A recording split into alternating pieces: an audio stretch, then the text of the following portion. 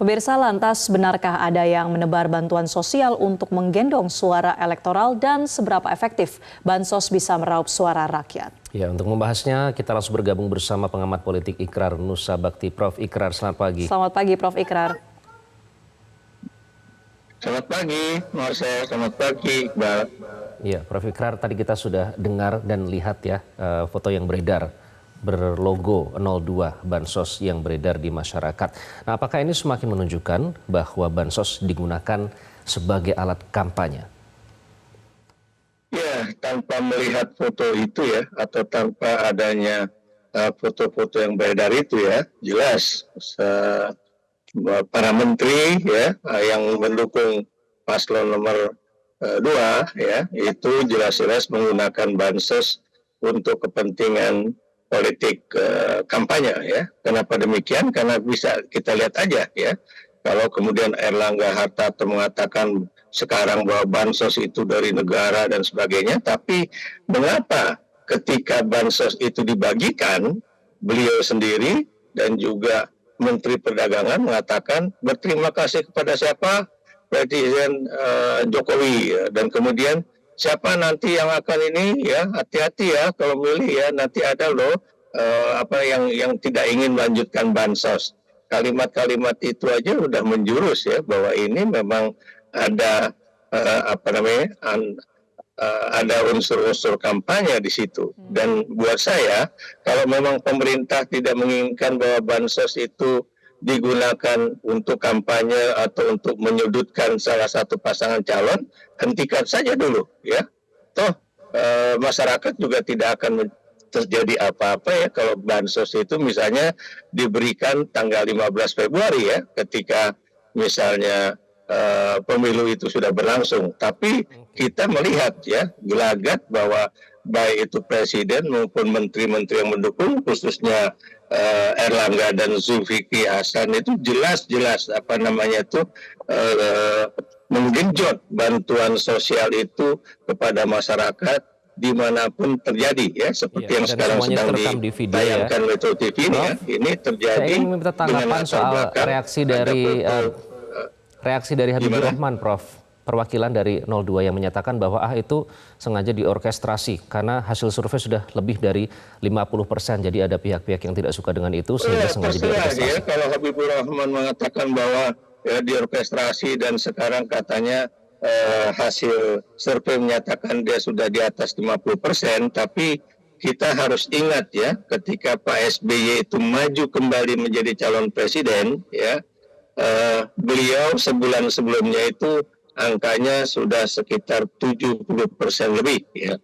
Dan Anda tahu angka itu tidak naik ya, tapi malah menurun. Nah, pada hari H Pak SBY ya pada pemilu 2009 itu mendapatkan atau perolehan suaranya 60,8. Artinya apa? Bahwa suara Pak SBY itu kalau memang mau menang satu putaran itu dia sudah punya ancar-ancar angka tertinggi antara 70% lebih ya.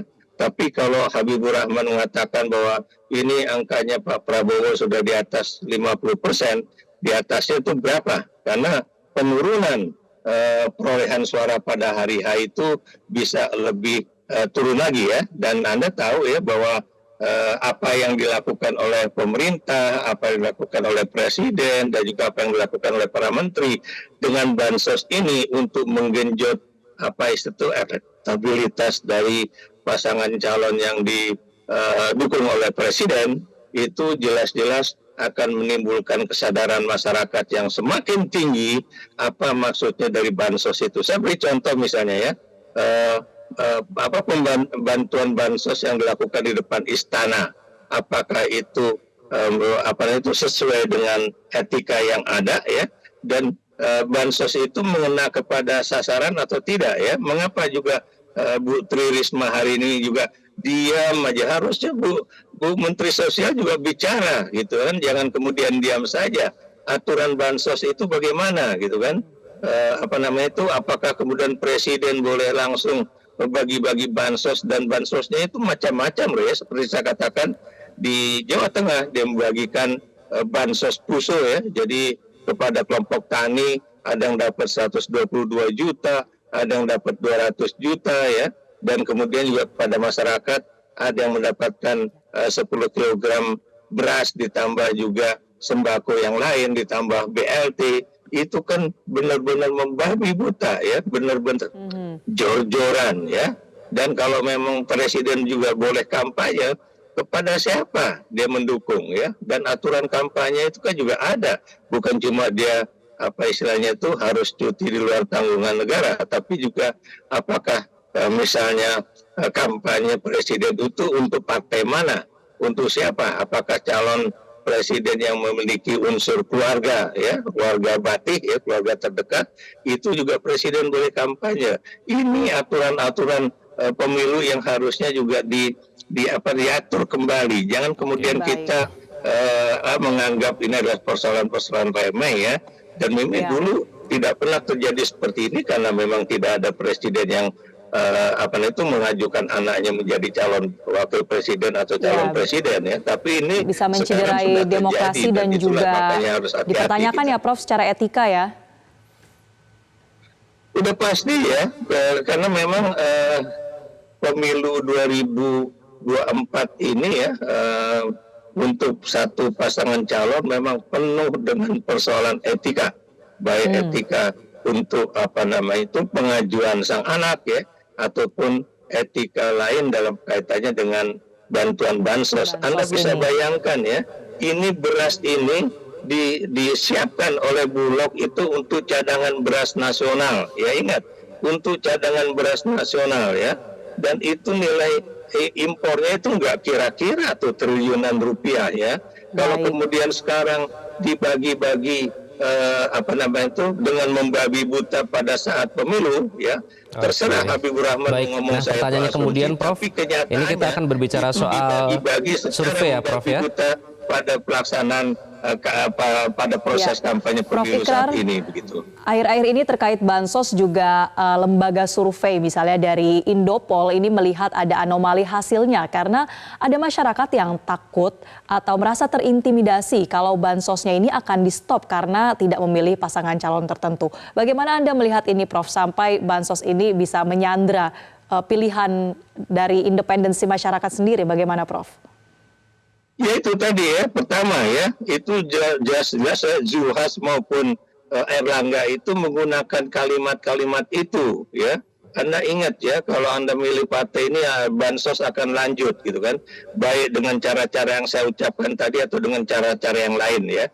Ini jelas digunakan. Itu satu. Kedua ya, bagaimana itu Harian Kompas sudah juga menggambarkan bagaimana unsur-unsur pemerintahan desa itu juga digunakan untuk bantuan bansos dengan kampanyenya ya. Kalau misalnya Anda nggak memilih ya, Anda akan dicoret dari daftar bantuan bansos ya. Dan karena belakangan ini masyarakat memang benar-benar sudah terlena dengan bantuan bansos sehingga kemudian mereka tidak lagi berpikir mengenai bahwa bantuan bansos seperti itu adalah bagian dari intimidasi politik juga ya, makanya kemudian mereka khawatir. Dan karena itu jangan heran kalau kemudian hasil survei Indopol itu seperti itu. Anda bisa bayangkan ya, Indopol misalnya masuk ke satu desa ditolak ya, karena nanti lurahnya bilang nanti masyarakat takut karena ini bansosnya akan hilang. Tapi masuk ke desa yang lain diterima dengan tangan terbuka, tapi rupanya di situ sudah direkayasa bahwa mereka yang ikut di dalam survei itu adalah pendukung paslon tertentu gitu. Jadi lalu apa yang bisa dilakukan ya Prof? Survei juga sulit kalau memang benar-benar surveinya mau independen dan benar-benar fair gitu. Apa langkah yang harus dilakukan, Prof, supaya bansos ini tidak lagi digunakan sebagai alat kampanye? Karena kalau kita berbicara di lapangan, Prof, tentunya masyarakat juga menyenangi pembagian bansos karena mereka butuh. Nah, apa supaya tidak terulang lagi bansos ini jadi alat kampanye? Buat saya itu tadi ya, itu harus ada aturan dari pemerintah mengenai bansos itu ya. Maksud saya di sini adalah bahwa pada hari-hari menjelang pemilihan umum atau hari-hari, apalagi ini hari yang terdekat ya, karena ini akan sangat menentukan. Kalau bansos dibagikan seperti itu, sudah pasti itu adalah bagian dari money politics, itu adalah bagian dari untuk mempengaruhi pilihan orang. Dan karena itu menurut saya baik Menteri Keuangan, Menteri Sosial, dan juga khususnya parlemen itu harus menyetujui satu hal, bahwa bansos itu tidak boleh dibagikan pada saat pemilu sedang berlangsung atau pada saat proses pemilu, kampanye pemilu itu sedang Jadi lebih berlangsung. baik di stop ya Prof, bansos ini selama proses pemilu ya Prof Aiker. Tidak apa itu, bukan cuma tidak mematuhi aturan kampanye, tapi tidak peduli aturan itu akan diadakan atau enggak, karena memang ini terkait dengan daripada disalahgunakan sang anak sulungnya begitu. Ya. Jadi sebaiknya di stop ya Prof ya.